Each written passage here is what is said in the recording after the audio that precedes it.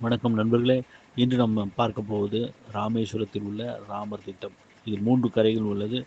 ராமன் போரிலே பெற்ற ஜீவகாருண்ய தோஷத்தை போக்குவதற்காக உருவாக்கிய தீர்த்தம்தான் ராம தீர்த்தம். அதில் நீராடி ஜீவகாருண்ய தோஷத்தை நீக்கிக் கொண்டார். இரண்டாவது கதை, மகாபாரதத்திலே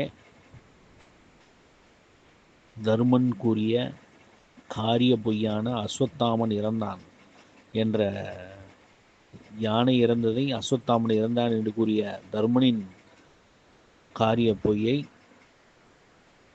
அந்த தோஷத்தை நீக்கிய